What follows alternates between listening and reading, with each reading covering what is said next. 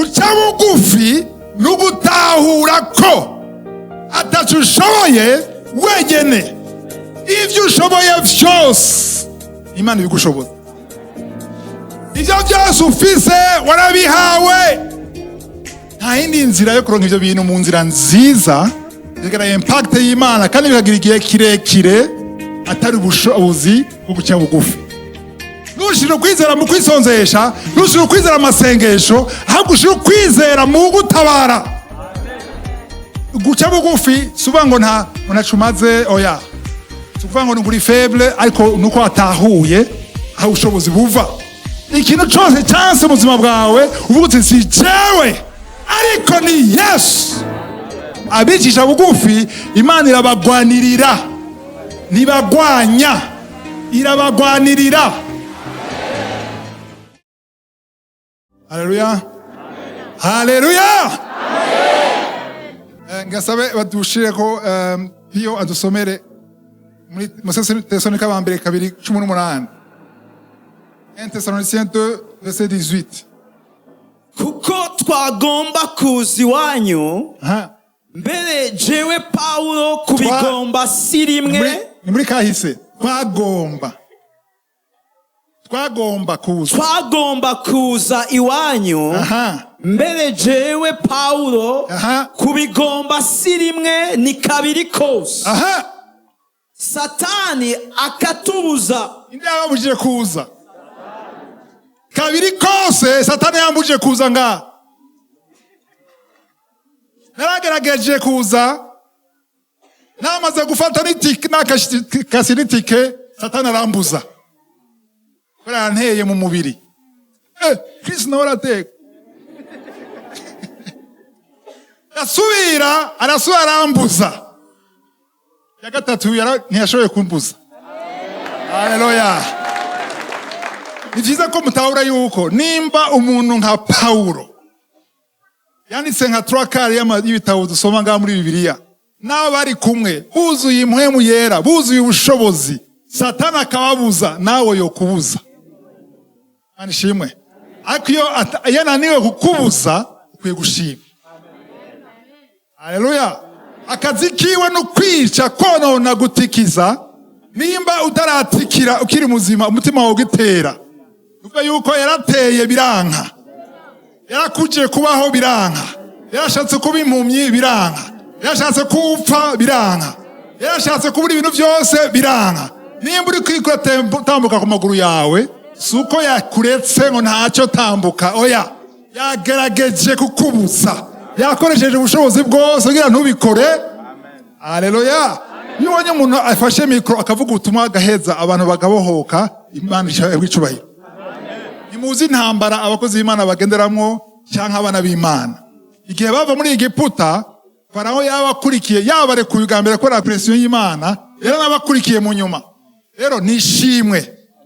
Ashatse kwanza gushima Imana kuri aho kana. Haleluya.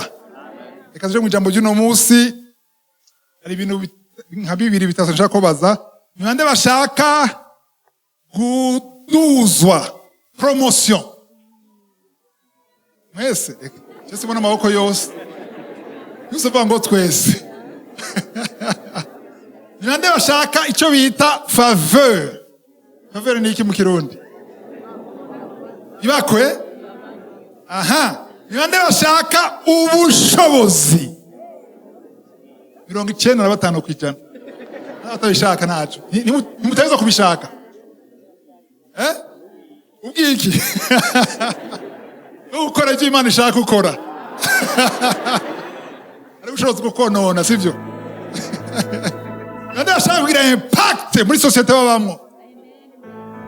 Nande bashaka kugira impact mu ishengero. Nande bashaka amavuta.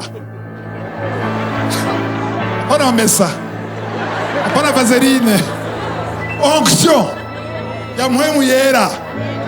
Amavuta arakunda amavuta yandi. Amavuta ari ubwoko bwinshi, sivyo? Ni bande bashaka ubuntu bw'Imana bwinshi. Rero tugira turabe ivyo bintu byose navuze byose. No munsi n'inyigisho harimo umuriro mwinshi mugabo rimwe ubushobozi. Haleluya. turabyo ibintu byose mvuze nta muntu numwe muzima atabishaka. Utabishaka urakeneye umuganga cyangwa umupsikologe cyangwa abagusengera. Nturi normal. Nimba uri normal vuga uti ndi normal. Ndi normal. Ndabumva bari na umoni bangahe. Vuga uti ndi normal. Nimba uri normal rero urabishaka. Sivyo? Nindashaka kumenya ngene yo bironka. Abatadukije no kwasanga bayifise ngira. Okay, tuje mu jambo ry'Imana rero. Inyigisho yise ubushobozi bwo guca bugufi. Byose navuze ubirongo mubiciye mu bushobozi bwo guca bugufi. Nta yindi nzira yo kuronka ivyo bintu mu nzira nziza bigira impact y'Imana kandi bikagira igihe kirekire atari ubushobozi bwo guca bugufi. Nayigishije kenshi guca bugufi ariko nufise no ko ni ubushobozi. Haleluya. Kuko tuzosanga guca bugufi ari kigwanishwa. Ivyo guca bugufi sukutambuka gutya.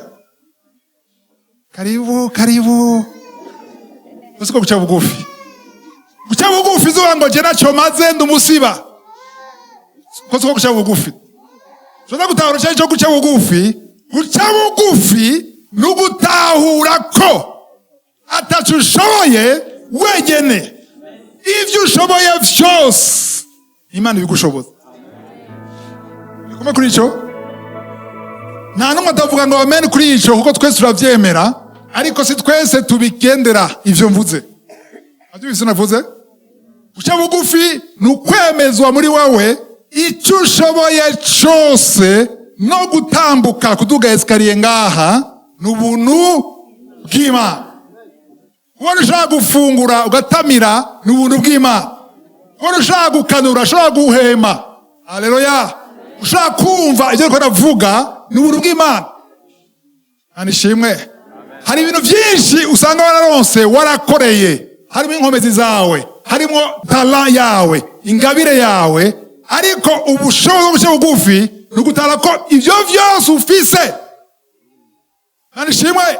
Ivyo byose ufise warabihawe. Cyangwa Paulo avuga ati nimba warabihawe kwereka bifata ngo utabihawe.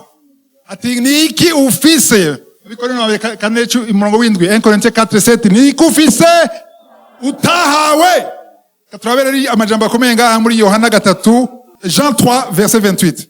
Ni mwebwe ubwanyu mushingira intahe yuko navuze nti si jewe Kristo. Wari ndavuze gutyo. Yohani Batista yari ko arabibutsa ati mwe murazi ko navuze ko atari jewe ndi Kristo. Muri vyabona murabatemwe anishimwe. Nibande ngaha batemwe noronka bigeze kumva mvuga ngo si jewe nkiza ingwara. Bakeya barahari. Imana ishimwe. Sindi Kristo ariko komeza. Ariko natumwe kumwitangira imbere. Aha, ndaje imbere ya Kristo ariko si jewe Kristo. Kubera Yohana bamubona nk'ubushobozi budasanzwe bagashaka kumwitiranya na Kristo ariko yaguma bibutsa iminsi yose ati namumbona gutya si jewe. Ubutse si jewe. Numushaka kwakira. Wanse kwakira no kushaka kwa wewe. Ariko no kuye kwa wewe si wewe. Kila mugenzi wote si wewe. Haleluya. Komeza. Aha. Uhawe umugeni niwe mukwe. Uhawe umugeni aha mu Gifaransa wango c'est lui à qui appartient l'épouse. C'est l'époux. Sivyo? Avyumvise? Ariho uhawe umugeni acaba umukwe. Komeza. Ariko umugenzi w'uno mukwe amuhagaraye iruhande amwumva anezerwa cyane n'ijwi ry'umukwe. Umugenzi w'umukwe turabiragora kuvyumva twebwe ariko nagerageje kugira ubushakashatsi ndavuga umugenzi w'umukwe nibiki mu bukwe. L'ami de l'époux nico uno munsi twita uri mariage twita parrain. Best man ujya parrain agara nyuma yawe ngo ni abandi mu bindi bigo bavita umutémoin. L'ami de l'époux mwagize gute? Wagira gute soma ukano agira iki? Ariko umugenzi w'uno mukwe amuhagaraye iruhande amwumva anezerwa cyane n'ijwi ry'umukwe. Il éprouve une grande joie à cause de la voix de l'époux. Komeza. Nuko ako kanyamuneza kanje karashitse. Akanyamuneza kanje karashitse. Mu majambo umukwe. Haleluya. Umugenzi w'umukwe ni nko kuza gutegura inzira y'umukwe.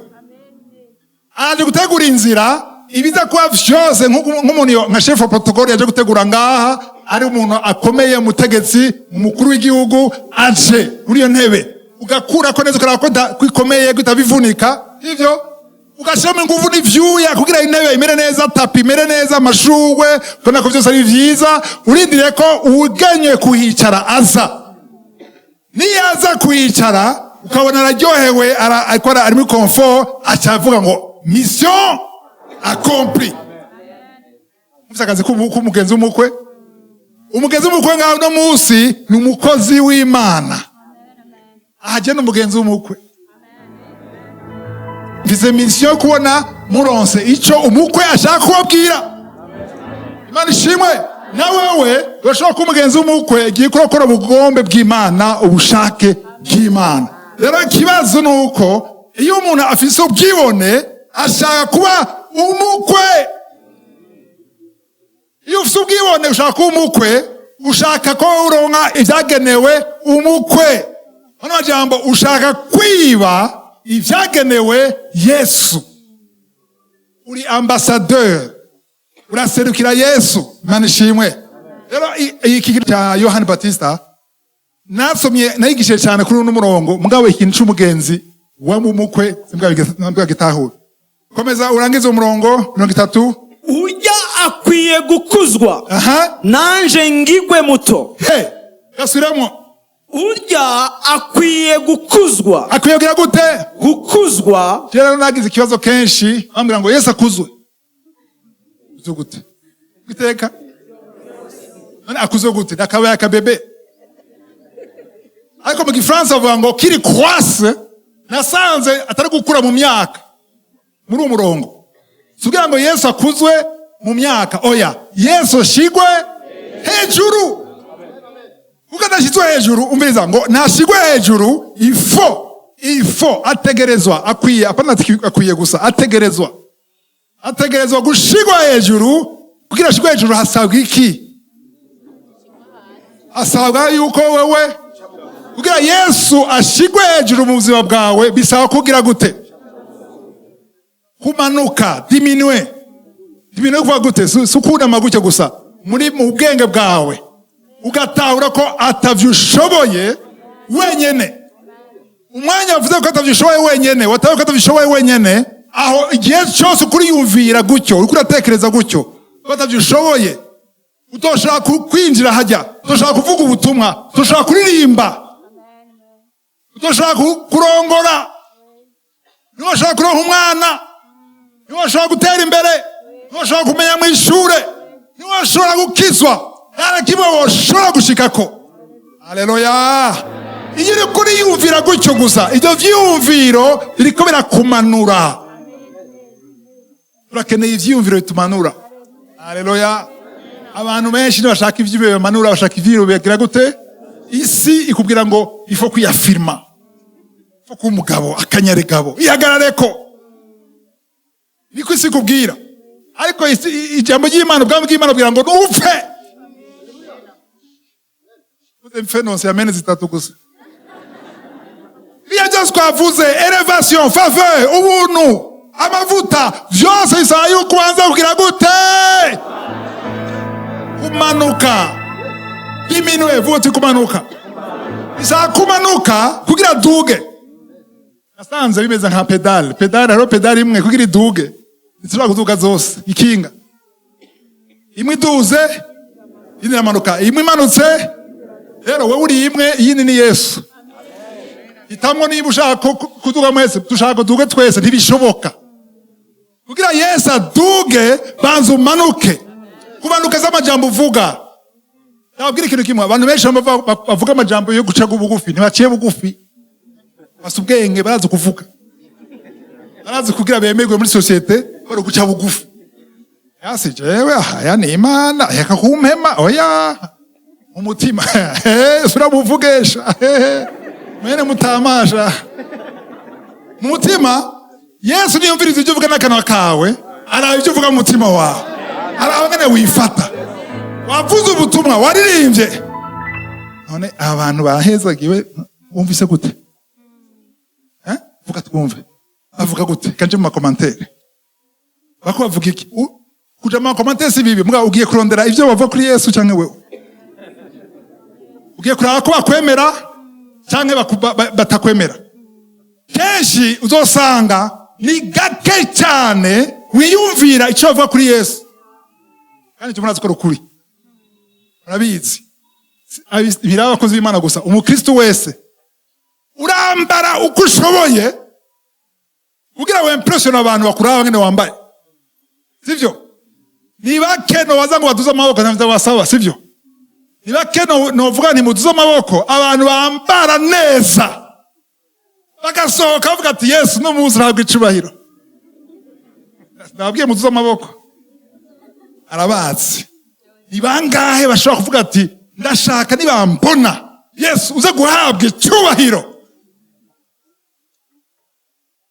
ni bangahe bafata telefoni ikomeye kubera hasohotse iyindi andiko mbwira abantu b'ibura cyane cyane ko nabo mu Burundi hari iPhone 16 iPhone 16 harasohotse 17 nta gasuzuguro jewe nemera vyo aho gasuzuguro wansana ka wewe cyane ka Yesu sinanse ko wanka gasuzuguro sivyo hari abantu banka gasuzuguro k'Imana hariho Dawudi turaza amakuru ya Dawudi turaza amakuru ya Mose avuga ati hakuba gusuzugura fumufuta mu gitabo cy'ubugingo kandi yene ko arabesha nta bujyaje bwarimo kandi yakoze ku mutima w'Imana ariko nagana koze gituma ushaka vyiza ushaka excellence ushaka ibintu vyiza by'icubahiro mbega ubishaka kubera wewe cyangwa ubishaka kubera Yesu cherere mani shimwe kuri yumvira abavyo n'avyumvira uriyizi mugeri n'ishengero canke twebwe umukwe ni Yesu sivyo haleluya amen amugenzi w'umukwe n'umukozi w'Imana ari mwabwe n'abakozi b'Imana ngaha bari kuri internet bose mani shimwe umukozi w'Imana akwiye kunezerwa nuko umukwe anezerewe nawe umwana w'Imana akwiye kunezerwa ko umukwe anezerewe rero kanabereka igituma turaza gutahura yuko ibintu vyinshi bipfa hari n'amasengesho atishugwa uvyumve neza kandi itavuga ngo ubugome bw'Imana ariko kubera turondera cyane kunezerwa mu kibanza ca Yesu kunezererwa ivyacu twiyumvira twewe gusa ugasanga Yesu twamushyize ku ruhande haleluya uri gusaba ndiho ko gutabara mu bintu by'iwawe apana cyo kubaho mu vyo ushaka kunezerwa kandi ari ibintu vyiwe icubahiro kuja kuri we ukavyirondera gusa ugasanga nta assistance ronse yiwe kubera iki ataza gutabara kuko atibona muri ivyo bintu urimo hasi unavuga ivy'impuhemo gusa haleluya ivyo ukora vyose munyeshure kwishure no kumenya ukazi n'atari kazi k'Imana ikintu cyose ukora igihe cyose ushaka ko Yesu yentervena banza umwemvolvinga umushiremo urondera inyungu ziwe haleluya mu migani 18 murongo wa 12 Proverbe 18 verset 12 uwishira hejuru mu mutima agatikizo azogasanga imbere mu Gifaransa bavuga ngo avant la ruine imbere yo kugwa imbere yo kugwa ahana amasinye kino trompe pa hari igihe ubona ibicu vyirabura tanzuba iboneka hakaba n'umuyaga nta ruma na rumwe rw'imvura urumva ariko urumva yuko hagira hagwa iki imvura wayibonye he ntawe wabonye ariko wabonye iki wabonye ibimenyetso yuko imvura igirigwe kandi iragwa rero ngaho havuga ngo imbere y'ukugwa canke ku la ruine imbere y'ukugwa gute uwishira hejuru mu mutima. Imbere y'agatikizo ni nka chute. Mbere kugwa umutima w'umuntu urishira hejuru. Mana ishimwe. Kwishira hejuru nuva yuko si Imana gushize hejuru, ari Imana gushira hejuru. Ariko ngaha si Imana gushize hejuru, ninde yagushize hejuru? Ni wewe wishize hejuru. Iyo wishize hejuru rero hariho ibimenyetso bitabesha. Ndeka nabwira yuko igihe cyose umuntu ako ariyemera ngo jewe, mbega baranzi jewe. Amajambo ya icyo bita mu Gifaransa arrogance. Nta bantu muri bavuga gutyo. Ibi ni abakizwa gusa. Ira umwana w'umuntu wese. Amen. Hari umwami muri Bibiliya yishize hejuru, yiyemera araba. Ebukaneza mwarabibonye byabaye kuri we. Maze iminsi ko ararisha nk'inka. Yari umwami. Sinzi ngo uzorisha. Ariko uzomanurwa. Sivyo? Rero jegiye cyose mbonye ubona ko arishira hejuru. Yaba umukozi w'Imana, yaba umuntu asanzwe, yaba umuvugishwa, ngo jewe, ngo baje, ngo ni generale. Bavuga nti igicu cyahindutse. Ya ibicu byamaze kwirabura. Hari abantu benshi bamaze kugwa bagifashe mikro. Bavuga ubutumwa, abantu bakizwa, ibitangaza bikoreka, yaguye. Yarantangaje, kera nzi yuko umuntu aguye acaje mu bare, acaje mu kaburegwe mu businzi, ariko nasanze abantu bayagwa bagihagaze. Cyo gutuma abantu benshi bazimira mu madoktrine atumvikana, kandi bavuga Yesu, kandi ibitangaza birakoreka, ariko baraguye. Umuntu yaguye uzomubona azoguma yivuga gusa. Nabwiza ukuri. Nabari ko barandaba baguye mu ibyuvu. Umuntu aguma yivuga yaraguye. Nimba yaraguye nimburi ngaho ma wivuga jewe nshitse jewe. Iyo jewe. Ni kimenyetso ko wagize gute karabaye kadavere.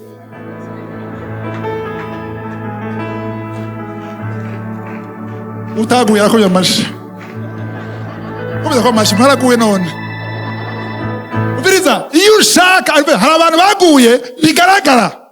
Mabizi? Hari abantu baguye umurazi utugeraguye. Hari abandi specialiste. Yaraguye nawe gira gute ntushobora kubibona. Kirese rimwe ubaye hafi yiwe. Cyangwa kabana nawe mu nzi we. Cyangwa ka umukozi wiwe mu boyi wiwe. Karabaye wa mutama mwemera. Ariko muri YouTube, muri televiziyo, utumishi wa Mungu yaraguye. Ariko waguye baravyuka. Inyigisho ni kubwira umuntu yaguye avyuke. Kuko iyo waguye nuvuga wamaze kugwa. Reka kugwa ndugugi. Kugwa si kuja mu busambanyi gusa. Mwibaza ngo umuntu yaguye mu busambanyi gusa. Urashobora kutasambana. Nta rumogi unywa. Nta nzoga urimwo. Uravuga ubutumwa. Uri kubera umuryango wawe, ruvanga umugore wawe, ariko waraguye. Kubera iki? Kubera ubwibone bwaruzuye umutima wawe. Uruzuye umutima wawe, Yesu ararondera ikibanza akakibura pe. Nta kibanza afise, byose ni wewe. Umuntu yaguye ntahanurwa. Umwanuye uca umwansi. Nta muntu n'umwe yaguye yemera impanuro y'uwundi. Kubera umuntu yaguye ashaka kuba alfa na omega. Avuga ati jewe nashize nga urinde wowe uza guhangara umukozi w'Imana. Warabonye Elisa. Ibyamubaye ko abamutwenze ubuhanza marabonye ibyabaye bamubaha abakozi b'Imana. Yaraguye.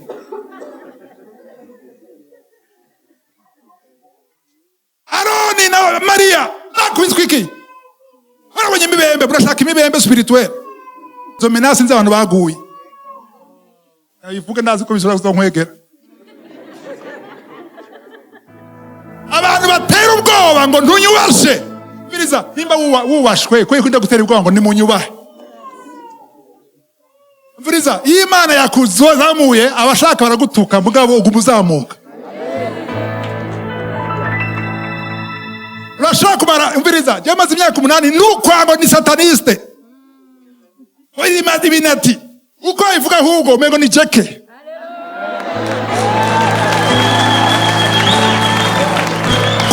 ntuduzwa n'ibyo bavuga. Ibyo bavuga ashake bavuge, ariko iyo Yesu abona si kibanza arikorera. Navuze narikorera. Mureke yikorere. Mureke yikorere. Abantu bashaka gufasha Imana mwikwegera umuvumo. Hari umugabo yitwa Uza. Uguti Uza. Uza ni umuntu yashatse gutabara isanduku y'isezerano. Isanduku y'isezerano ni ikimenyetso cya Yesu cyangwa ubwiza bw'Imana. Yagize arayikora ko Imana ishamukubita pa. Amen. Uza ni ikimenyetso cy'abantu bashaka gufasha Imana. Urinde ufasha Imana. Mureke yikorere. Nibagutuka siyo batutse.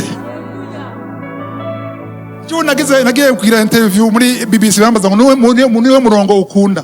Ugane Bagalatiya 2:20. Galatiya 2:20. Kweri iki? Sije nkibaho.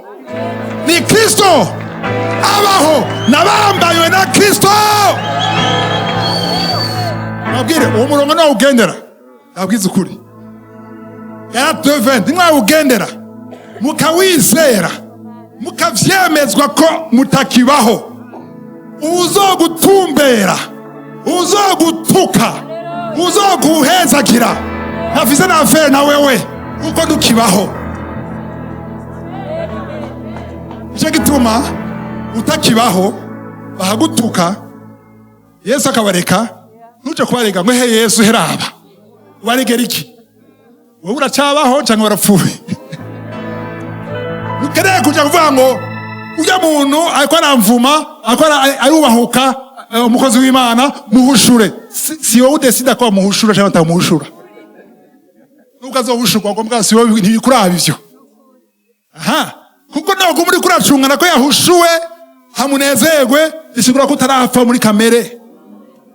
Ariko iyo Yesu ari umwami, wowe uti Yesu genda, sivyo? Haleluya! Yero kagira igikorane muri Benin. Mwanda bakibonye? Benin. Abantu batubwiye ati worasara mu mutwe. Urashobora na hano muri Afrika hambere. Hari ikigirwamana ca mbere gikomeye n'abafootballeur bakoresha cyitwa voodoo. Niwagenda yo baragusya. Mani shimwe. Iyo dusenga ibigiye dusenga basenze ko turasenga, hari ibintu Imana yerekanye inshuro gatatu kose. Tubona hari ikintu kiza gusabota igikorane. Ikintu kiza kikaba nka grenade cyangwa bombe, abantu bakiruka bigapfa. Twabibonye kenshi, turagira amashene turisonzesha. Yabwira Yesu ati singiye ku bwanje. Anishimwe. Singiye ku bwanje, ngiye ku bwawe. Ngiye kuvuga ubutumwa bwawe. Abantu bazokira kwera izina ryawe. Icibahiro cyose kizoba ikiwawe. Anishimwe. Nazira ryanje ngiye kurondera. Ngo nasenga. Anishimwe. Iyo plan bari bateguye. Satani yateguye kuva kera. Imana kumitwereka ikorana cyabaye le 6 décembre. Samedi. Kiraba. Imbere yuko kiba abapfumu abakozi ba voodoo bamaza kuri terrain. Bazunguruka. Bici inkoko. Basesa amaraso. Bazana amagufa. Inzoka. Bazunguruka. Baraba hejuru. Bavuga. Abasenzera bari hajya. Barahaye inkomezi zibiri ko ziragwana. Hanyuma gikorana kiraba, abantu barakizwa, ibitangaza birakoreka. Haleluya. Ariko hari umugambi wari wateguwe kuva kera wo gusabota. Uwo mugambi ucuza dimanche matin. Pouf! Coup d'état. Iyo umugambi ushika samedi cyangwa vendredi, uretse gusa guhomba igihe abantu bokirijwe, hariho n'amafaranga menshi yamaze gutangwa, twatuzinga imizigo karutaha. Nicyo Satani yarondera. Ariko kwa twamuhaye ikibanza, turamureka ati Bwana wewe, intambara ni yawe. Haleluya. Igihe cyose mu ikibanza azokwigaragaza. Yo murongo niyo uhejeje, ariko umva wavuze kuvyerekeye wagihejeje. Uwishira hejuru mu mutima agatikizo azogasanga imbere.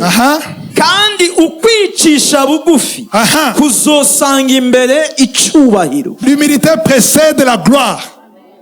Donc ni kuvuga yuko bya bintu byose tukanye turavuga kare, amavuta, ubushobozi, impact, iyo niyo gloire bariko baravuga ngaha, sivyo?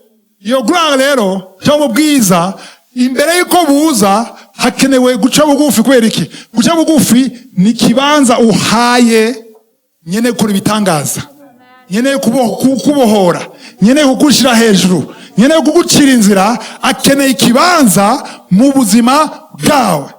Rero umuntu azoba aciye bugufi apana gena yunamye, aciye bugufi umutima. Umunsi watanga kumva ko uciye bugufi, kubwire wowe nyene ku giti cyawe. Umunsi atanga kumva ko uciye bugufi cyangwa wamaze gutahura yuko ntacu ushoboye mutari kumwe, mu gitondo uvyutse tubana ndagushima kuno munsi, ndawuze amaboko yawe, ndazi ko atana kimwe nshoboye uno munsi. Sishobora no gufata imodoka, sishobora gufata bisi, sishobora kuja ku kazi ntari kumwe nawe.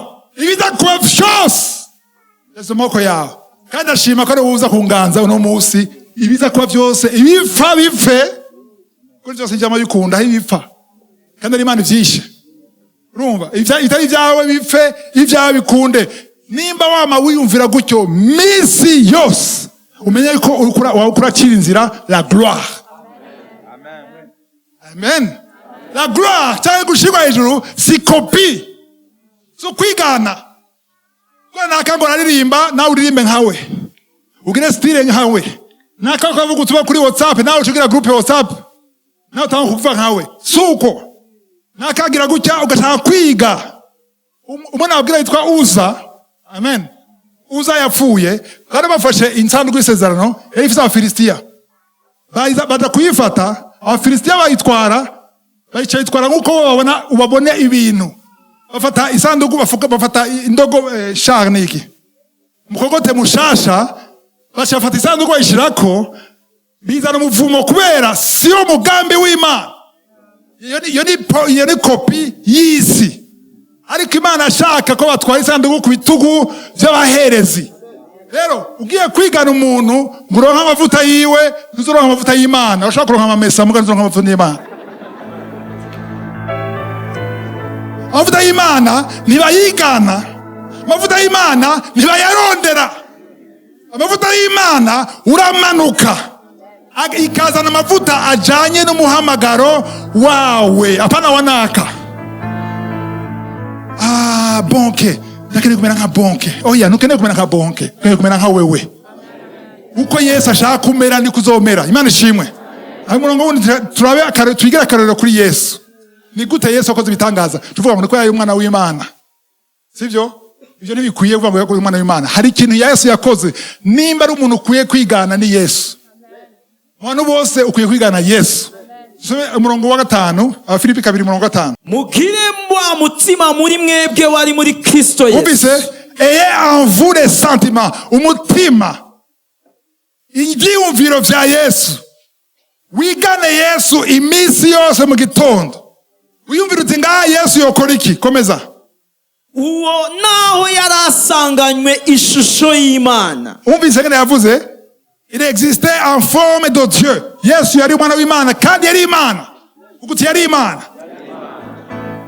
Yari Imana bivuga yuko yari afite ubushobozi bwose, nta kintu kimwe yarakeneye mu buryo bwo gufashwa n'umwana w'umuntu. Komeza.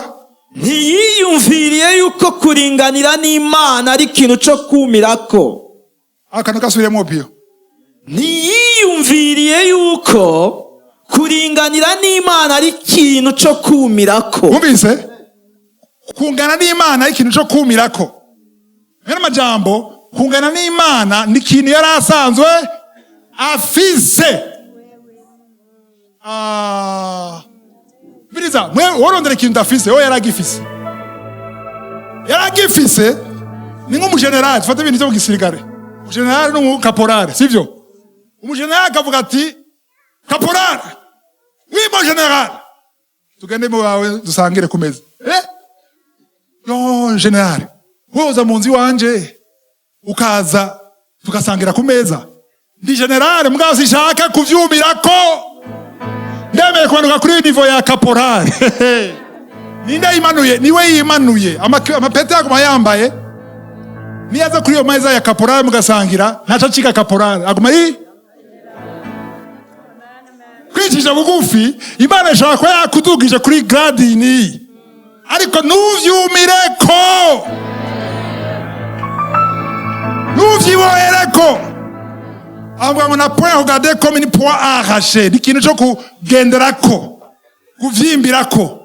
Oya, nukwemera wowe ukamanuka hasi. Umurongo w'indwi. Ariko yisiga ubusa yabira ishusho y'umugurano. Mu Gifaransa avuga ngo il s'est dépouillé lui-même. Hano jambo yari yambuye, se dépouiller. Ubiriza, hari ibintu Imana izoguha, hari ishobora Imana izoguha, hari opposition ishobora kuguha, abantu bakakwemera kandi bigaragara ko batakwemereye ubusa. Sivyo? Urafise ubushobozi, urafise ingabire, urafise ubwiza, urafise ijwi ryiza, urazi kuvuga ubutumwa, abantu barakira, ibitangaza birakoreka, biragaragara. Ariko iyo byose bigaragara, bikwiye kuguma bituma abantu bakwemera, bubaha.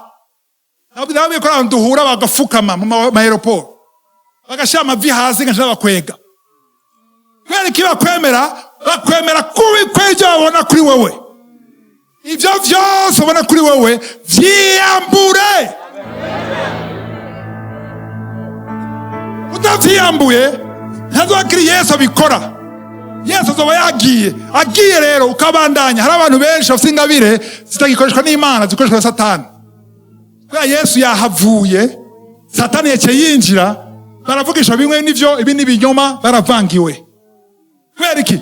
Ukwiye kuvyiyambura nka Yesu. Amanga afata ishusho y'iki? Komeza.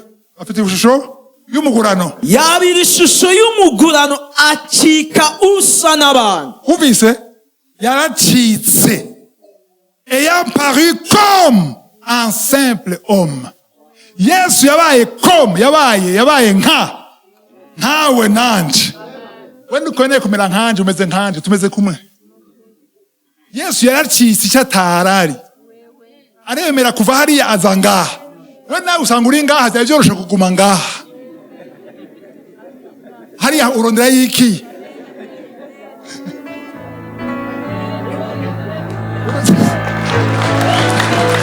Wewe Yesu ari ngaha. Wewe uri ngaha. Yesu yanze kuguma hariya, aremera yishyira bugufi aramanuka gusanga ngaha. Sivyo? Nawe usanzwe uri ngaha. Utuga iyo ngazi yirondera iki? Kumaho nyene biroroshe. Yesu yatworoheje turi ngaha, reka twigumire ngaha, wewe wabikore. Sinzi vraiment bitako kuvyumva mu mutwe. Mu mutwe ubanza uvyumve yuko mana ndigumira ahanyene aje kiri mu cuma ataramara kubona, ataramubwira ngo grave, uri mwiza, uvuga neza, abantu bose izo ngorane zose ziva uvuye mu cumba. Ukiye mu cumba cyawe ndakubwira uri wenyene. Angere nkubwira abaseribateri, nacu mugabo we nacu nabivuge wewe nacu. Wasohotse utanga kubigitangaza. Uri muhira wa wundi normal, guma normal rero. Niwasohoka uzogume wa wundi nyene normal. Bite pio. We abakonsaka wewe wari uhari. Abasiga amavuta niho wari. Nazo katavyuvuga wewe. Representa gusa. Hama regare ni ya soni ya nyoko. Ijaja jishiki ishengero ry'Imana. Imana ishimwe. Umurongo yahinduze nk'umuntu asanzwe. We nawe ukeneye guhinduka. Kugira mugenzi wawe ukeneye guhinduka. Usanzwe uri umuntu asanzwe. Uri bibivuga ngo uri vapeur. Vapeur ni iki mu gifaransa? Umwuka kantu menya muto wosohoka fini afite kwifuje mbwa birashoboka. Murongo 8. Kandi abonetse afise ishusho nk'iy'umuntu yicisha bugufi. Mu Gifaransa avuga ngo il s'est humilié. Qui l'a humilié? mu Gifaransa ngo s'est humilié lui-même. Ndagusaba ikintu kimwe, ndaguhe secret, ndashaka ibanga. Mwese. Urazi ibintu biryoshe, bitababaza cyane, ni ukwicisha bugufi wewe nyene. Mugabo iyo agucishe bugufi. Aho ndavyifurije. Wewe vite. Yo mibabaro yo kwanza kwa gusha mu isekuro. N'umuhini. Wewe nyene, mana niyo nzurindire, nabirangije. Nabihejeje. Namaze kumanuka. Wewe nyene manuka. Uko sinzobikora jewe nyene. Nashaka no kubivuga. Bashaka guma hejuru. Il s'est humilié lui-même. Yo wahanse kubikora. Mana bikora, azi nibikora. Irakoresha abandi bantu bakunonzora. Mana akarenganyo akandi gatakaza ngo gushikume hasi wenyene. Il s'est humilié lui-même. Mu Kifaransa bango se rendant obéissant jusqu'à la mort. Araganduka no gushitsa ku rupfu. Kandi urupfu rwo ku musaraba. Haleluya. Umurongo w'icenda. Nico cyatumye Imana imushira hejuru cyane. Subiramo. Nico cyatumye Imana imushira hejuru cyane. Kandi cyane. Nico cyatumye Imana imushira hejuru cyane. Vuga nico cyatumye. Muvuga cyane nico cyatumye. Kandi cyo kizotuma nanje. Aya hari abantu batabishaka. Ngenzo kwigumira hejuru gusa. Nico cyatumye, c'est pourquoi.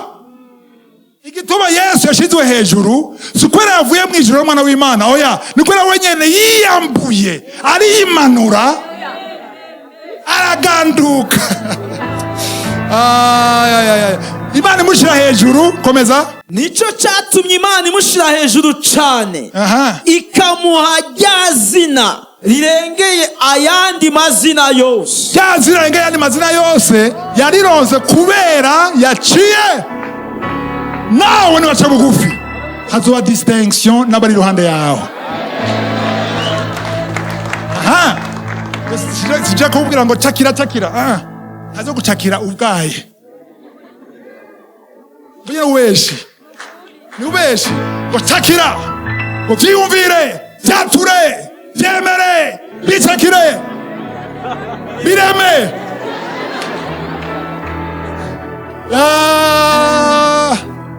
Omunzi wanje mfise ngo ma Rolls-Royce, mfise V8, akabati kanje kuzuye iki, narapanze. Bimatera hasi. Wereke, urabiri he?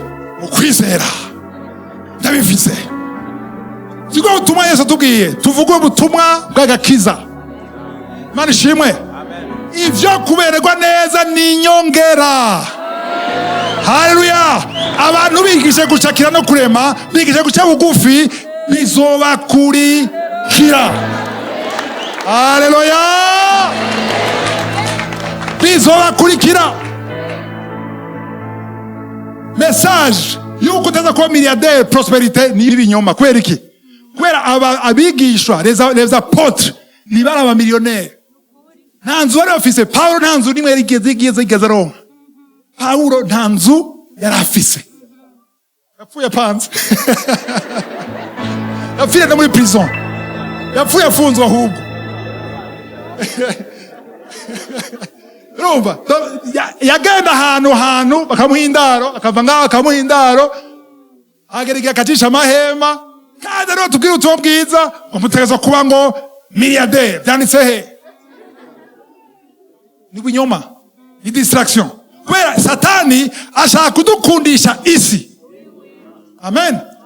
Mwe muyarero ashaka twankisha isi bwa dukunda ubwami bw'Imana. Yakobo 4:6. Jacques 4 verset 6. Ariko itanga ubuntu burushirije. Nico gituma ivuga iti. Keza ngaho, mutanga ubuntu mbere gute? Il accorde une grâce plus excellente.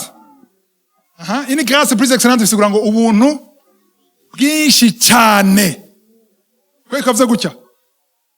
Yavuze ngo ari bwinshi cyane, jana kwijana, hariho 60%, hariho 20%, rero 10%. Twese ndatse ubuntu mbwa butandukanye. Ariko abaronka bwishi cyane excellence ni bande uburonka subiramo umurongo rero cyavyumva. Ariko itanga ubuntu burushirije nico gituma ivuga iti Imana igwanya abibona. Kasubiramo kantu. Imana igwanya abibona. Wow. Mu gifaransa bango c'est pourquoi l'écriture dit Dieu résiste. Il résiste mu grec, mu gigiriki ni jambo yisongo antitasomaya. Antitasomaya. Isigura ngo se dresser contre, se positionner en bataille. Imana igera muri position yo kugwanya wewe. Para satani. Arumutse Imana ishobora kugwanya. Twibaza ko dushaka ko Imana itugwanirira. Iduha intsinzi. Satani yaje aranteye nawe ushugara. Asanzwe uragaye. Hako Imana iza gutabara. Ahubwo gufasha satani kugunonzora gusumba. Positionner se dresser comme kizu ubwoba nanje nabivuze. Comme ndabitsure. Nkomereze ngaho. Hano guhezagire. Ngo il résiste aux orgueilleux. Ariko abicisha bugufi. Ariko abicisha bugufi ibaha ubuntu. Ubwo buntu ko kugwanirira. Amen. Abicisha bugufi ubuntu mani majambo abicisha bugufi Imana irabagwanirira. Nibagwanya. Irabagwanirira.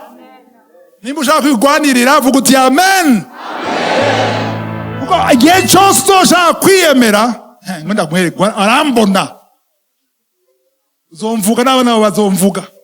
Ndakwereka icondi. Ubwo n'ubwibone. Kandi amamenase abakozi b'Imana ariko bankura kuri YouTube ayo mamenase yo gutera ubwoba abakristo. Nakati kawe uzokubitwa imibembe. Ubwo n'ubwibone. Bareke. Babwira ubutumwa.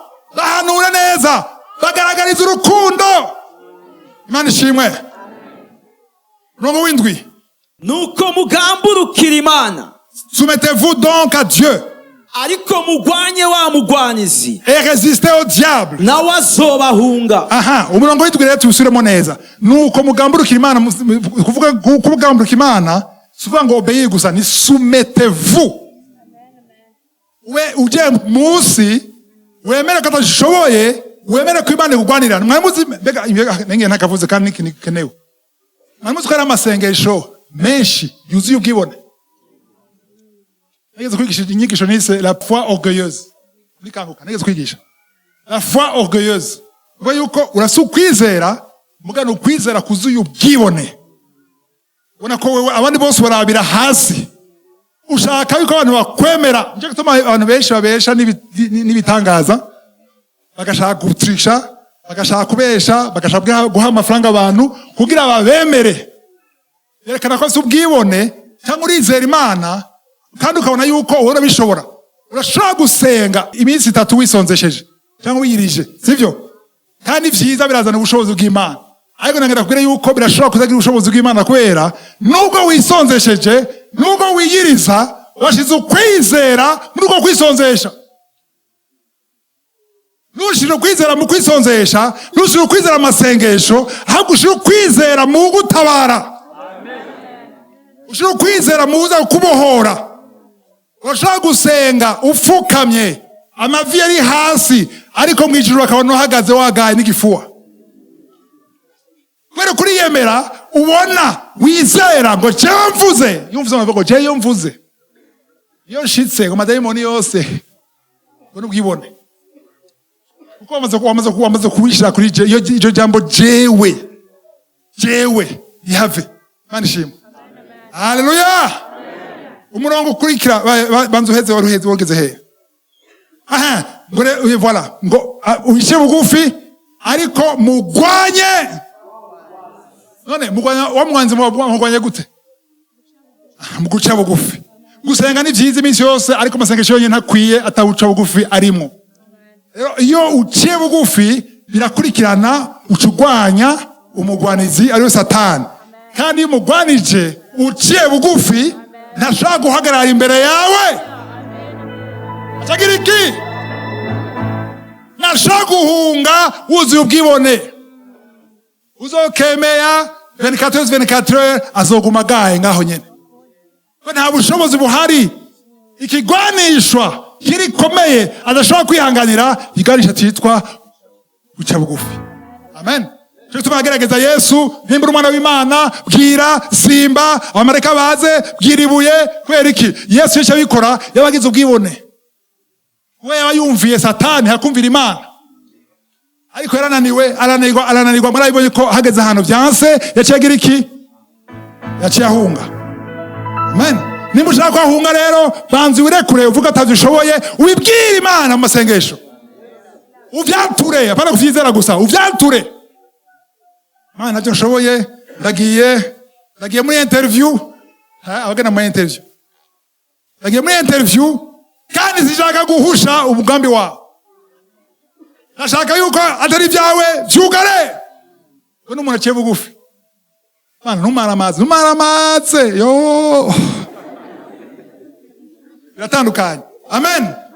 Amasara agiye tunyarutse Petero wa mbere 5:5 1 Pierre 5:6. Nuko mwicishe bugufi. Humiliez-vous donc. Muri munsi y'ukuboko kw'Imana. Humiliez-vous donc sous la puissante main de Dieu. Vous dites sous. Musi, vous dites musi. Amajambo mugarasanzwe muganasanzwe. Kwa musi ni ikintu kigoye gose kwera kamere y'umuntu. Uje musi y'ukuboko kw'Imana k'ubushobozi. Ikintu cyose ukeneye cyakunaniye warasenze biranka, wararondeye kubohoka icyaha biranka, warasengeye mugabo biranka, wasengeye mariage biranka, warasavye umwana biranka, warafashe kaheshi biranka, ariko urakeneye ubundi bushobozi. Ubwo bushobozi rero ngizo buronka ukwiye kuja musi. Kenshi gituma bidakunda no kwera utari musi. Kumburi musi ikiganza cha tonto wawe. Cyangwa papa wawe. Cyangwa grand frère ari buraya zararungika tup western. Azaraguha. Uva muri musi hariya. Mana mukore ko ntabivemwo. Ja musi ikiganza c'Imana. No Imana izokoresha ubone ko ari Imana yamukoresheje. Kuko n'igihe vyahagaze nta kibazo kuko suse siwe. Ariko suse nimba ari we bizohagarara uzorira.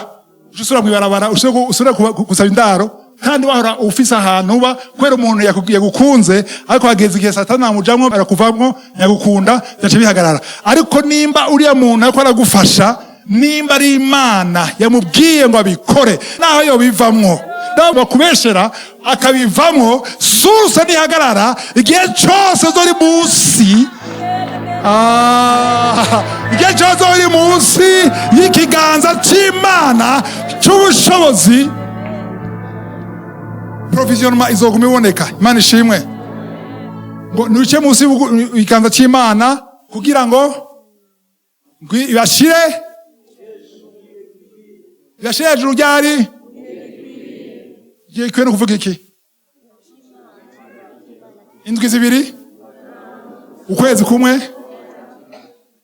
Yosefu yamaze igihe kenda guzegera ashikwe hejuru imyaka 13. Yosefu Preza harimo na prison no kumbusuku ariko agira igihe c'Imana kiragera. Imana ishimwe. Rero guca bugufi suba ngo nta munacumaze oya. Sukuvuga ngo nguri faible ariko nuko atahuye aho ubushobozi buva.